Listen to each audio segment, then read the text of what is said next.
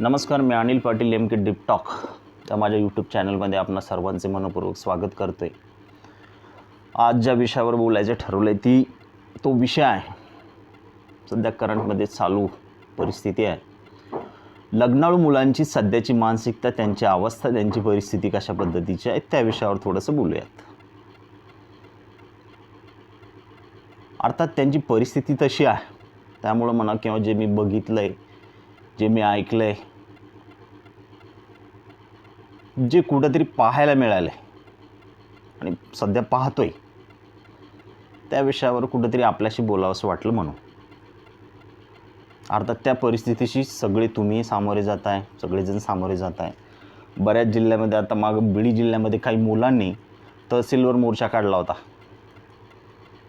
की आम्हाला लग्नासाठी मुली नाही आहेत. व ते शासन कुठून मिळून देणार, अर्थात शासनाची ती जबाबदारी नाही आहे. अशा बऱ्याच ठिकाणी मोर्चेसुद्धा निघले महाराष्ट्राच्या बाहेर. अर्थात त्यावर काय करायला पाहिजे हा तोडगा म्हणून मी बोलणार नाही, परंतु जी सध्या परिस्थिती आहे ती कुठंतरी शब्दात आपल्यासमोर सांगावीशी मांडावीशी वाटली म्हणून त्यावर थोडं बोलूयात. आता सुरुवातीला मुलगी लग्नाला आली किंवा मुलगी जन्माला आली तेव्हाच त्या वडिलांना टेन्शन यायचं तिच्या लग्नाचं.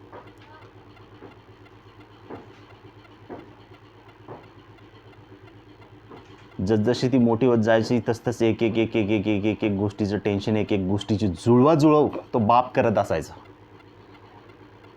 परंतु आता सध्याची परिस्थिती अशी बदललेली आहे जी आत्ता कुठंतरी यावर्षी जास्त कदाचित मला जाणवली. आता ती लगेच उत्पन्न झाली असं नाही, बऱ्याच दिवसापासून बऱ्याच वर्षापासून थोडी थोडी करत ती लोकांच्या लक्षात आली होती, लोकांना ती जाणवत होती, परंतु जी मला जाणवली किंवा मला पाहायला मिळाली, मला ऐकायला मिळाली ती सध्याची परिस्थिती अशी की पहिल्यांदा लग्न असलं की त्या मुलीचं लग्न कसं करायचं. आपली मुलगी लग्नाला आली आहे, पाहुण्या रावण्यांना निरोप पाठवणे, कुठं जर नवरदेव असेल तर तो बघा आमका असला पाहिजे, आमची ही तयारी, आम्ही त्या तयारीत आहोत. ही सुरुवातीची परिस्थिती होती. कोणाकडली?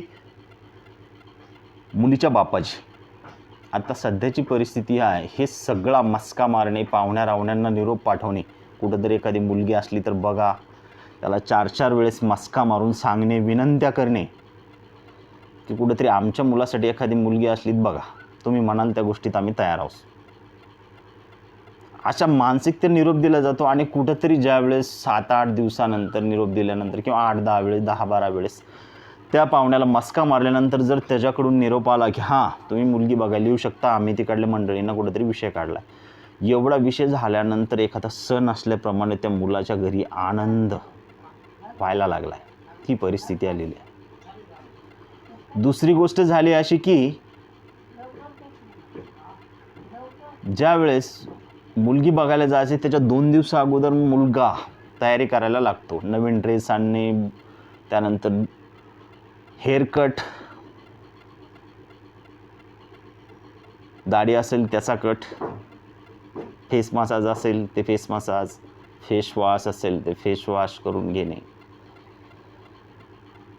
इतकंच काय, ज्याला परफ्यूमचा पी माहीत नाही, ज्यानं उभ्या आयुष्यात कधी बूट आणि सॉक्स घातला नाही, या सगळ्या तयारीनिशी तो कुठेतरी मुलगी बघायला घरातून निघाला की त्यावेळेस 5 मिनटं अगोदर त्याच्या घरची मंडळी, बाबा तिथं गेल्यानंतर असं काही जास्त मुलीला प्रश्न विचारू नको, जे अगोदर विचारले जात होते काही काळापूर्वी तसं विचारू नको. तू म्हणला तरच हो म्हणू, पण मुलीचा तटवडा आहे म्हणजे एवढं पण त्याला लावून दिलं जातं.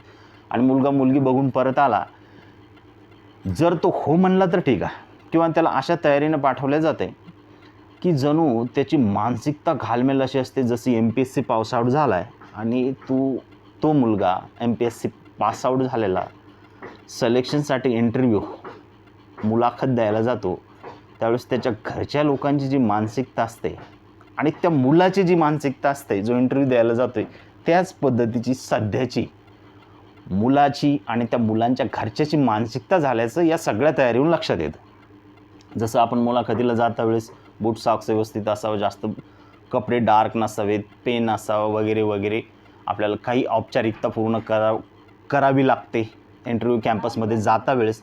तशाच पद्धतीच्या मानसिकतेनं कुठंतरी त्याला तयार केलं जातं आणि तो सुद्धा तयार होऊन मुलगी बघायला जातो आहे.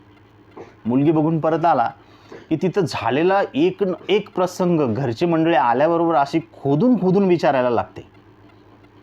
आणि जर त्या मुलाला पहिल्यांदा जो प्रश्न विचारला जातो की बा हां मुलगी कशी आहे, जर हो म्हणला तर सगळं ठीक आहे, मग काही विषय नाही.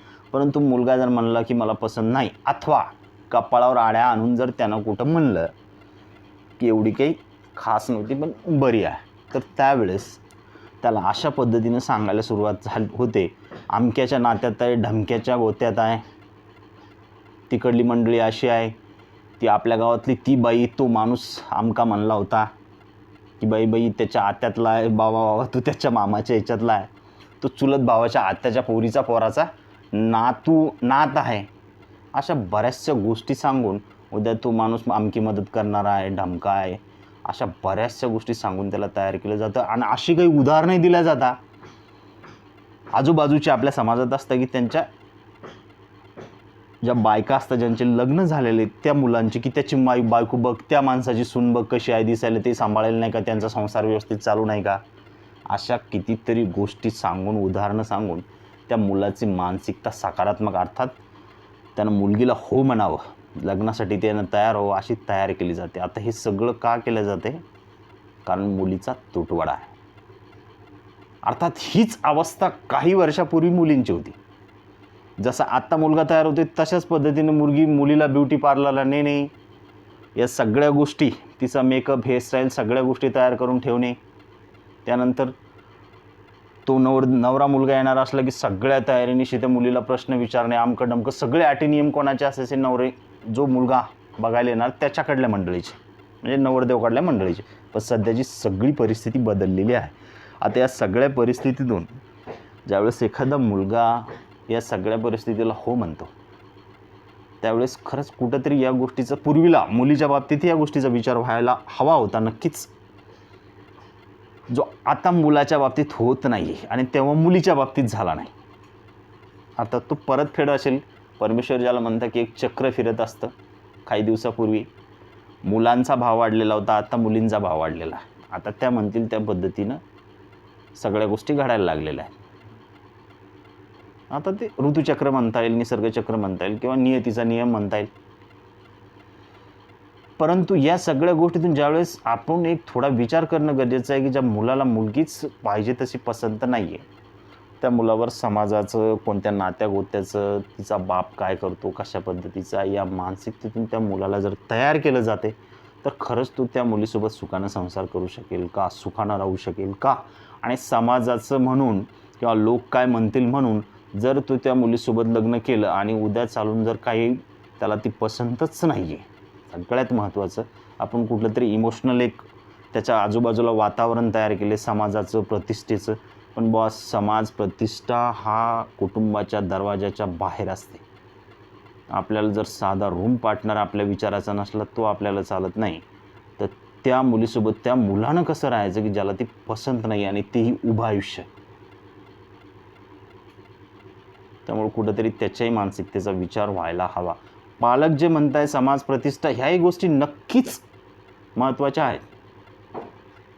कारण लग्न होतं ते केवळ दोन व्यक्तीच नाही, दोन कुटुंबाचे संबंध त्यात जोडले जातात. परंतु त्यात कुठंतरी त्या मुलाचा, त्याच्या मानसिकताही विचार होणं गरजेचं आहे. अर्थात मी मुलाच्या बाजूनं का बोलतोय, कारण सध्याची परिस्थितीच ती आलेली आहे. म्हणून कुठेतरी याही गोष्टीचा विचार व्हायला हवा. आणि कुठलंही त्याच्यावर दबाव, इमोशनल ब्लॅकमेलिंग किंवा कुठल्याही गोष्टी त्याला प्रतिष्ठा, अमकं ढमकं हे न सांगता त्याला प्युअर ही गोष्ट त्याला ठरू द्यावी. तरच मला वाटते उद्या निदान जे काही घडेल, चांगलं वाईट, हे काही भविष्य वर्तवण्यात कोणी व्यक्ती वर्तवू शकत नाही. जे काही परिणाम असतील त्याचं कारणीभूत तो असेल, म्हणजे तो त्याचं खापर दुसऱ्यावर कोणावर फोडू शकणार नाही. त्यामुळे ज्याचा निर्णय त्याने घेतलेला असावा. आणि विशेष त्या मुलाला ते स्वातंत्र्य दिल्या जावं. उगाच बाकीच्या गोष्टीचं बोधरेशन आणून त्याला त्याची मानसिकता सकारात्मक जर आपण केली, ती तात्पुरती असेल. कायम उभं आयुष्य तुम्ही त्याला सकारात्मक नाही करू शकत. आणि कुठंतरी ते नातं त्याला ओझं वाटायला लागतं, आणि त्यावेळेस तो दुसऱ्या मार्गाला सुद्धा जाऊ शकतो. खरंच व्हिडिओ आवडला असेल तर लाईक आणि सबस्क्राईब करा.